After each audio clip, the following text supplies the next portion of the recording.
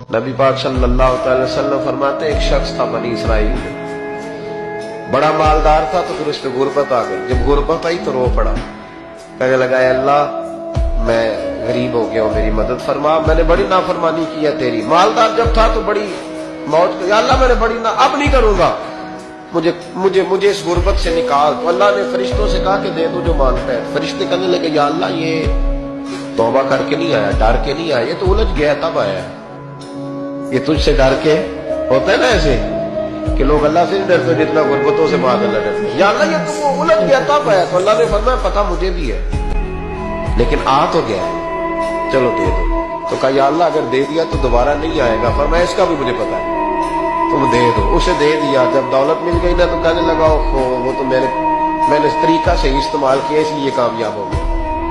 پھر کچھ وقت گزرا تو پھر الجھ گیا، پھر قرضے چڑھ گئے، پھر سارے اولاد کر کہنے لگا یا اللہ اب نہیں کرتا، اب معاف کر دے۔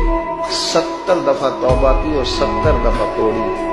حبیب کریم فرماتے ایک دن بستر پہ تھا، آسانی کی، 70 دفعہ فرشتوں نے کہا یا اللہ یہ جھوٹا ہے، جھوٹ بولتا ہے، یہ تو غربت آئی ہے تو تیری بارگاہ میں آیا ورنہ کبھی نہ آتا، بیمار ہوا ہے تو آیا، اس کا تو بچہ بیمار ہوا ہے تو آیا ورنہ کبھی نہ آتا۔ 70 دفعہ توبہ توڑی۔ ایک دن رات کو بستر پہ لیٹا تھا، دولتیں بھی تھی، آسانیاں بھی تھی، دل میں خیال آیا میں کتنا جھوٹا ہوں، جب الجھ جاتا ہوں تو اس کے دروازے پہ جاتا ہوں اور وہ کتنا قریب ہے، مجھے خالی نہیں لوٹاتا۔ تڑپ اٹھا، آنسو نکل گئے، اٹھ کے مصلے پہ کھڑا ہوا تو رب کریم نے فرشتوں سے فرمایا کھول کے دیکھو دروازے، آج یہ غربت کی وجہ سے نہیں آیا، آج میرا بن کے آیا ہے۔ تو یا اللہ پہلے تو دولت دیتا تھا، آج کیا دے گا؟ تو محبوب فرماتے اللہ فرماتے ہم نے اسے بغیر حساب کتاب جنت عطا کرو۔